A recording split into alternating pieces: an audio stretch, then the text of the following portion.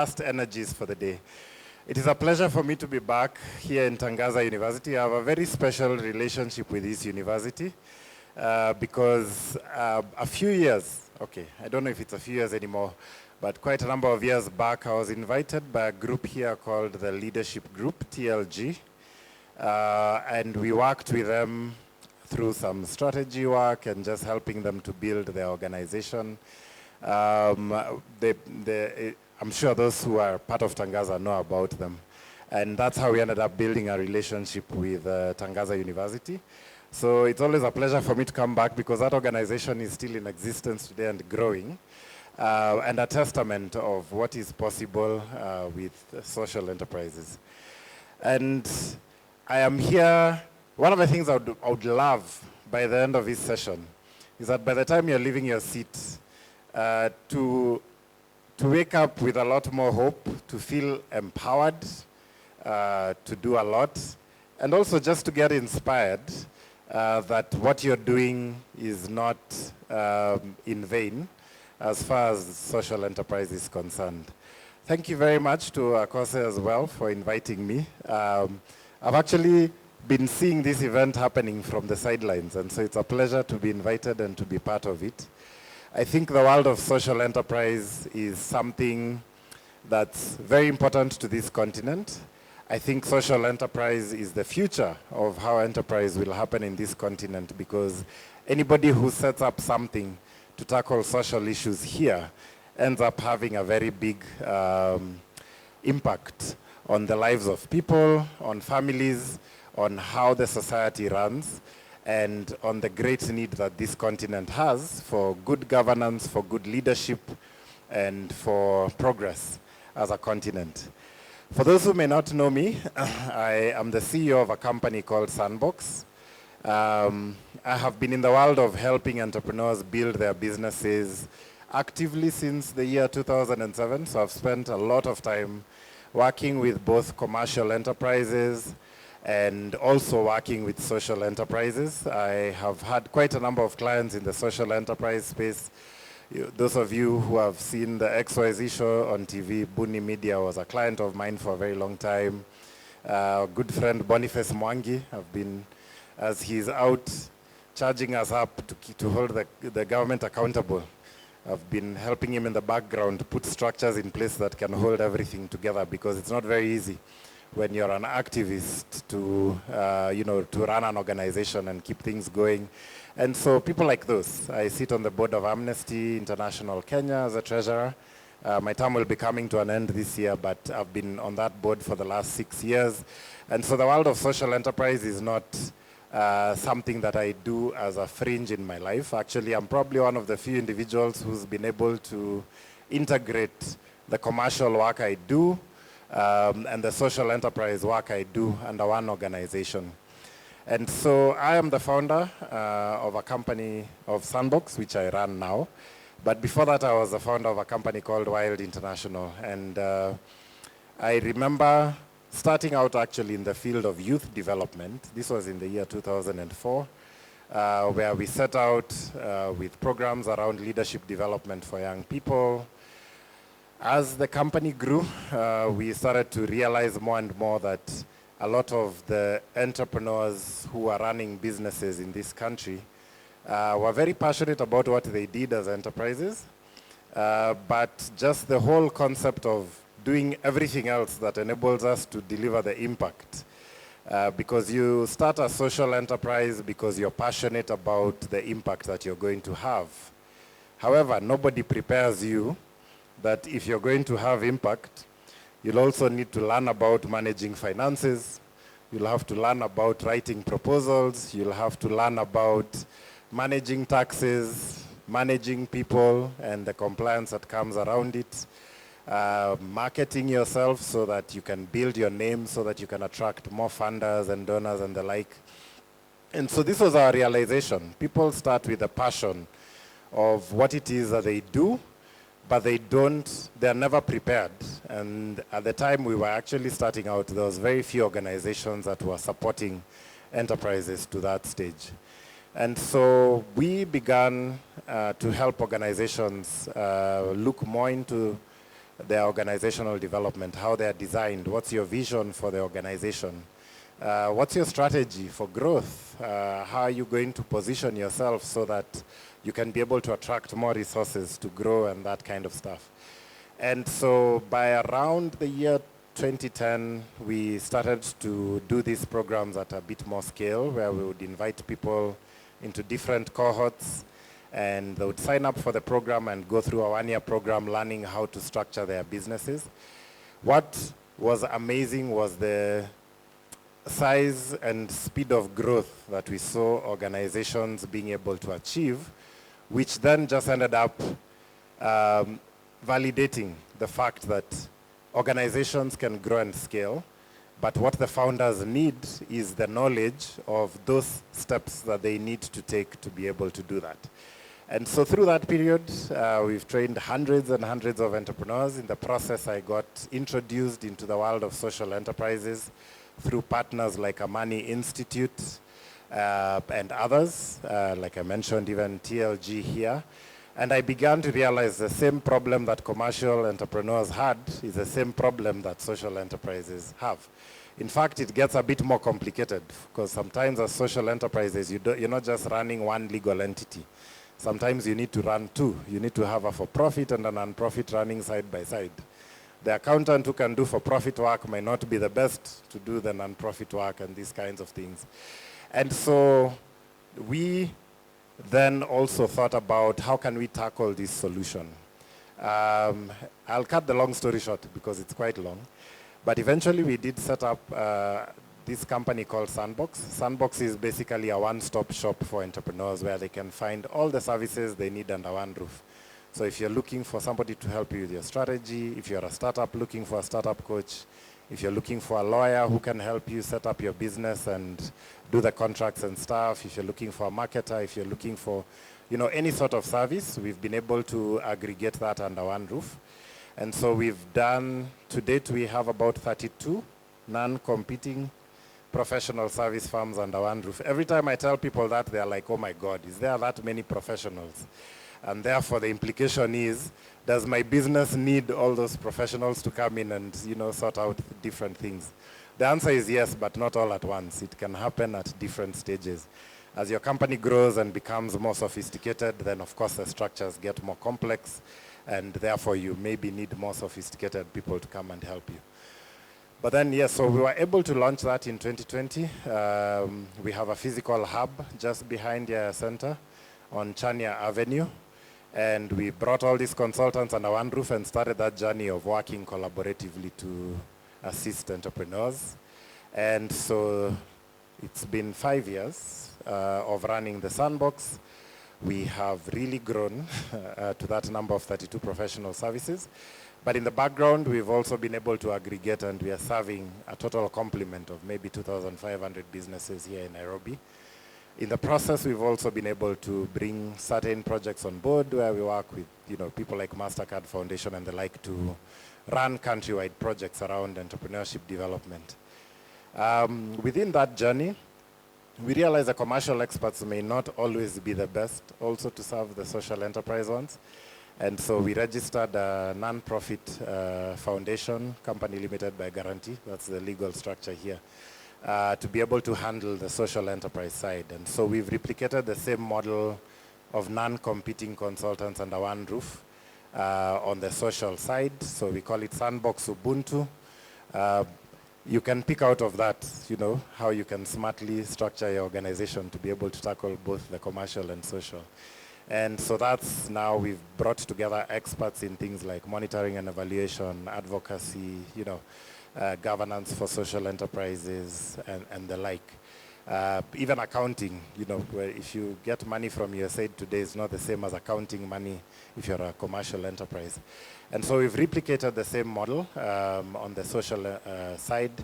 And so you'll probably be seeing that brand growing as we go along.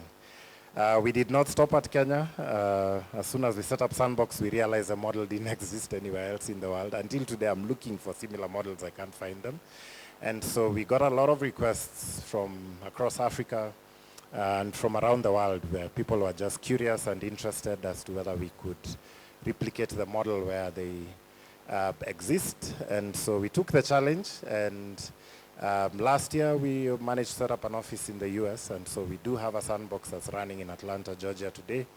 And as we speak, it's okay, you can clap, I'll take that. As we speak, we also have something going on in South Africa. You can see my friend Renee right there, and Cheryl. They were in my office yesterday, and we're having discussions about, collaborating for Cape Town and South Africa. But we have the same model now being replicated in Ethiopia, Tanzania, Uganda, Rwanda, Ghana, Nigeria. And we've again gone past that because we have similar setups also happening. Actually, yes, Sandbox UK just got registered this week as well. And so that has started its journey. We have similar in Ireland and in the Netherlands. And usually I tell this story just first to give a background of what we've been able to achieve to date. But I always tell people that we do not do this because we are any special. It's just because we dare to dream and take action steps to be able to, get to where our dreams are. And so in the process of doing this, one of the things I can guarantee you is that the number of mistakes we make is more than the successes we have, by far. Because before you do something that you do not know or understand, you will always make mistakes. You will walk into it with good intentions. You will, start doing something, and then somewhere down the line you realize, maybe this structure is not working very well. Like one of the things that happened in the US is, we went in, registered an entity in Delaware, and then began to do the whatever is required for us to trade in Atlanta, Georgia, which is a state. The US has a different structure. It's like countries within one large country. And so every state has its own laws, its own this, that, and the other. And we began to learn, what the culture is like there. It was a bit of an expensive process getting through all the legal and getting started. And then we just started to ask different consultants out there whether they would want to join the sandbox model and try it out. And of course, we are also dealing with early adopters because they are taking a risk of joining a company that has come all the way from Africa. They don't know how this will go, but they came on board. And there's a lot that we've learned in the last 1 year. We've actually changed quite a bit in terms of our operating model and just learning from the best practices in all the other countries. Sometimes the first partner we start off with in a country is not the right one, and we have to change later on. So all these mistakes happen. But I am one who's never been afraid of those mistakes and failures. In fact, for me, I'm like, if I was going to make a mistake 5 years later, I might as well make it now so that I learn quickly and get over the mistakes and then learn what it takes, to make things work.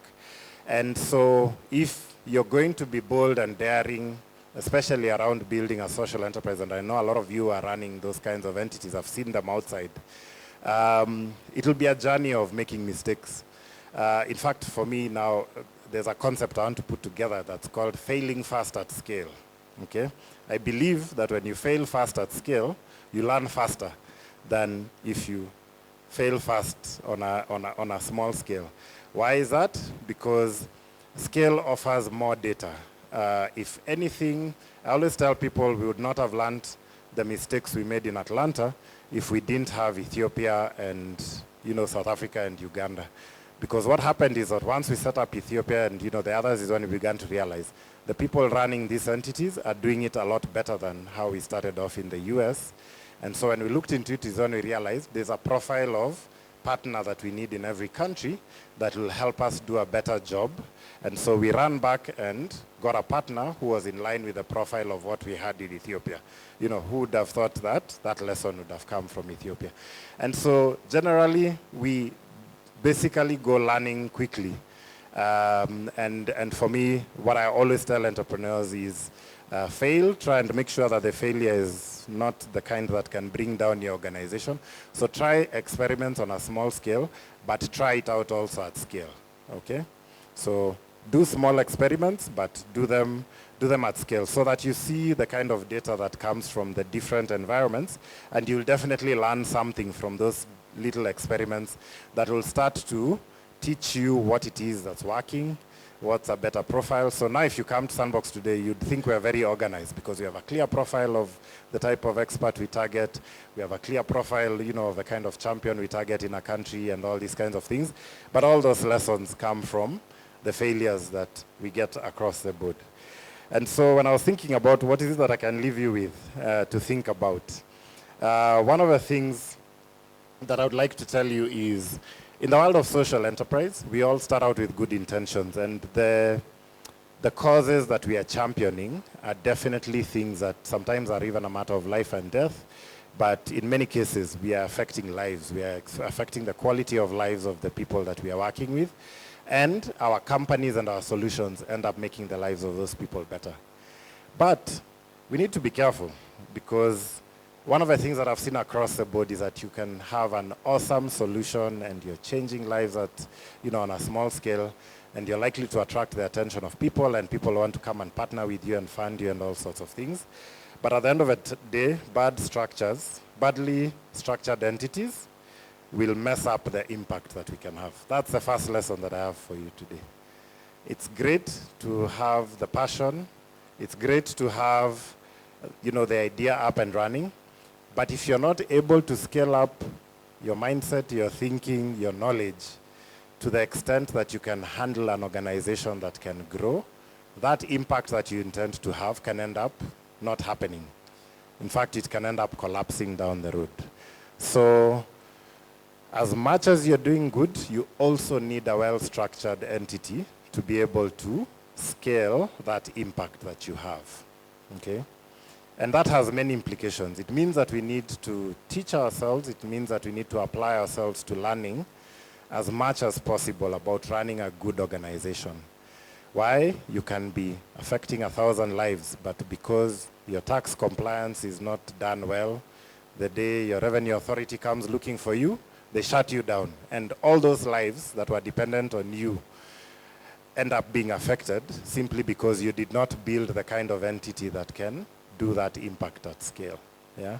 And so it's very important for us, just the same amount of passion that we put into the work that we do and into the lives that we're affecting, put that similar amount of passion into learning, how can I run a better run organization?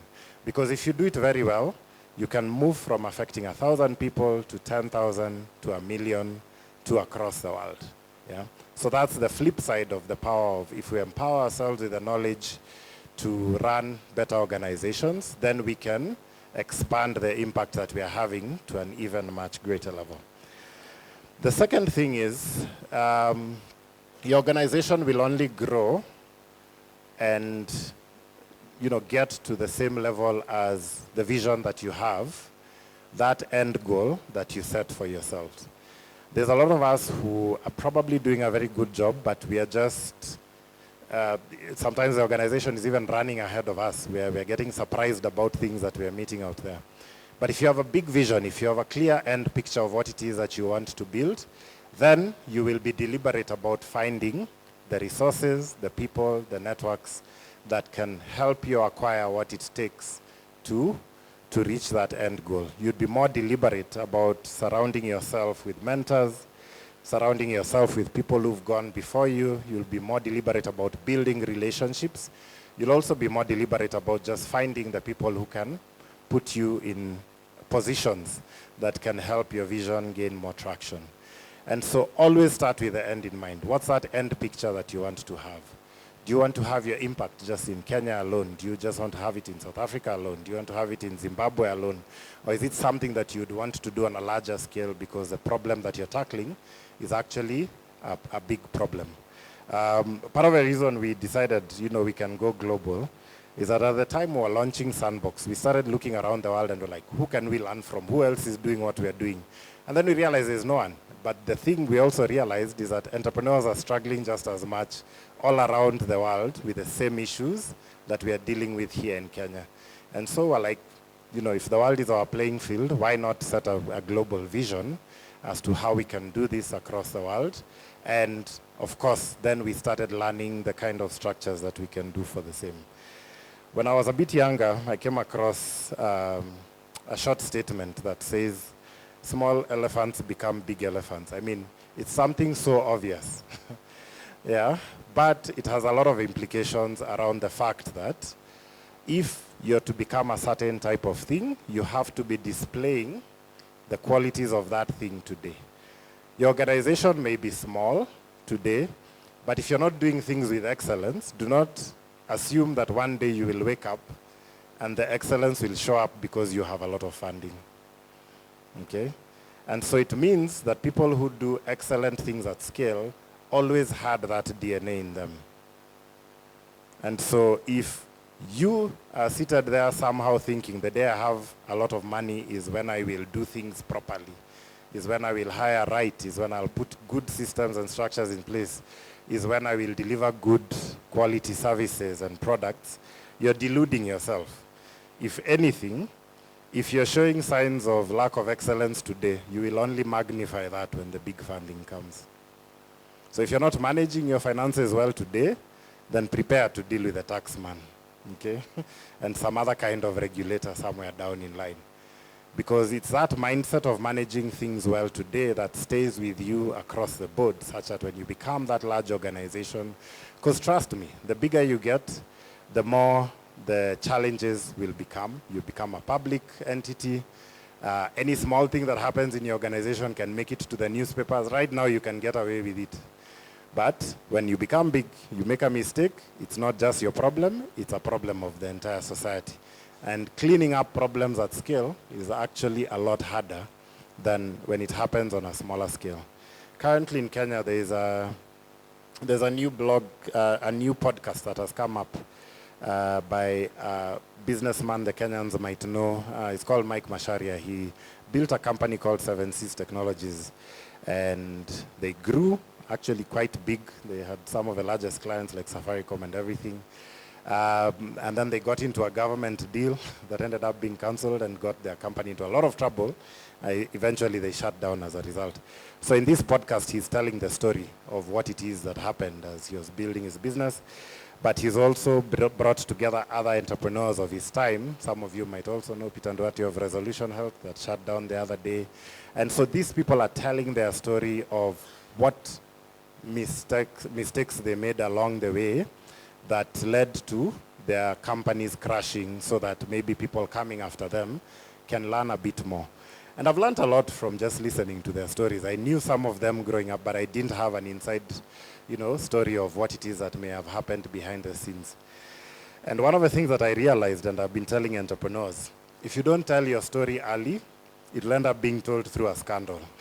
And that scandal might not even be true, but because it's the first thing people are hearing about you, they'll end up believing it. And so that's where I'm like, if you're gonna do things well, do everything well right from the start. Tell your story well right from the beginning.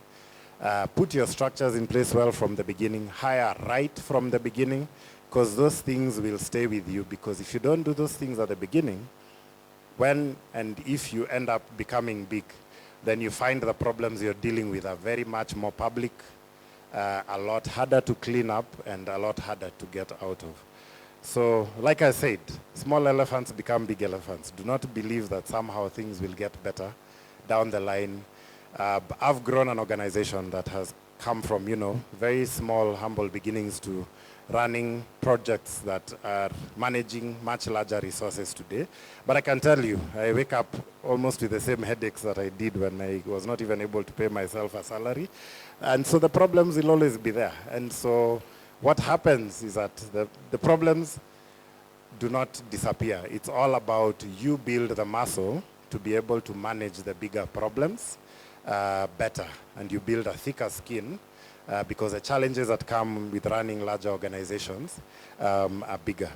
And so I'd say build that mindset today. Don't tell yourself the day I'll start having funding of $1 million or $10 million is when I'll have a board in place. No. Build the board now so that you learn what it takes to manage a board when you don't have big problems, so that when you get into those spaces, then you will have built the muscle to be able to do that. Do not say, I'll start paying taxes when we are making more money and it's enough for us to pay ourselves. No. Pay taxes even on your small salary today because it will only keep growing in the same proportions, and your needs will also grow in the same proportions, so it never gets to a place where it feels like it is enough.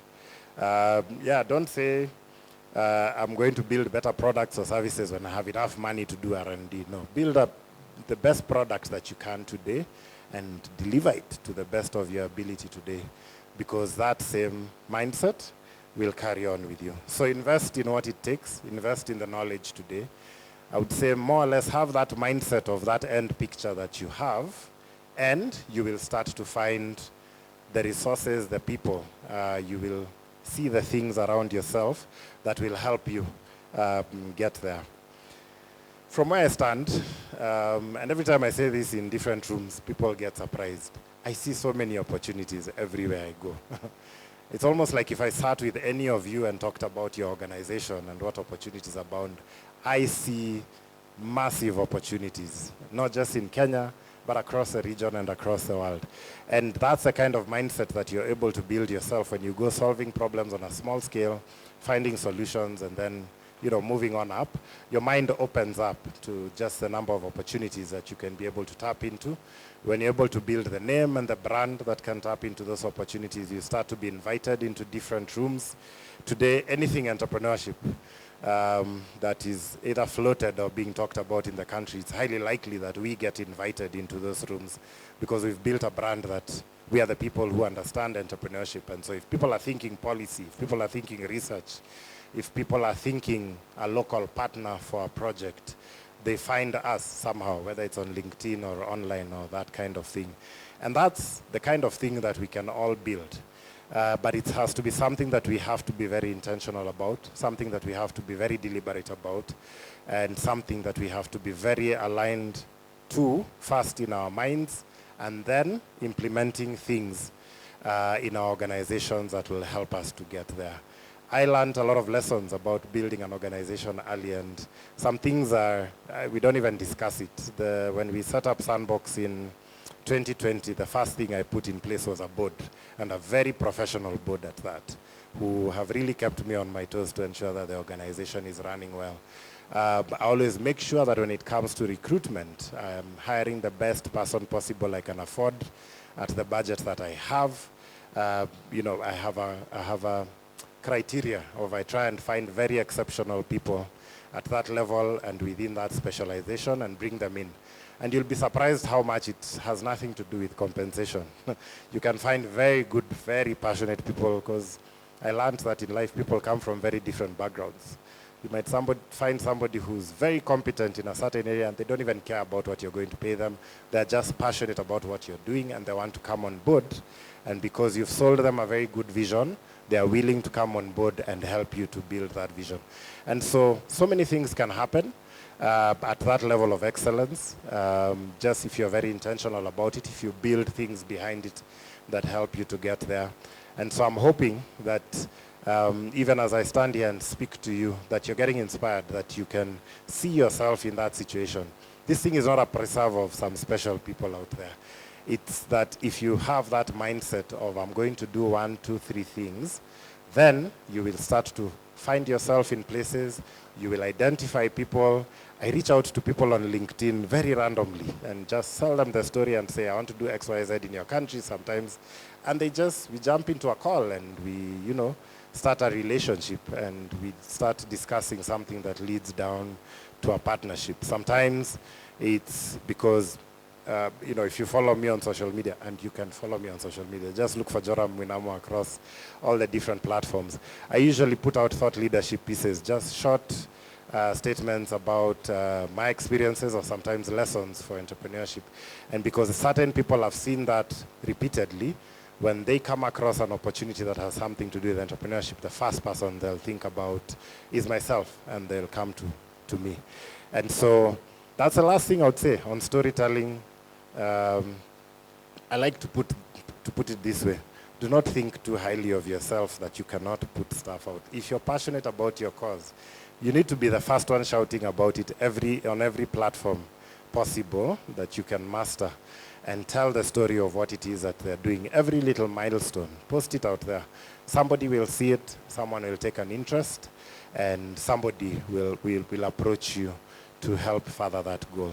And so with you being the primary carrier of your vision, these are things that you cannot outsource to anybody else, at least not at the beginning when resources are limited.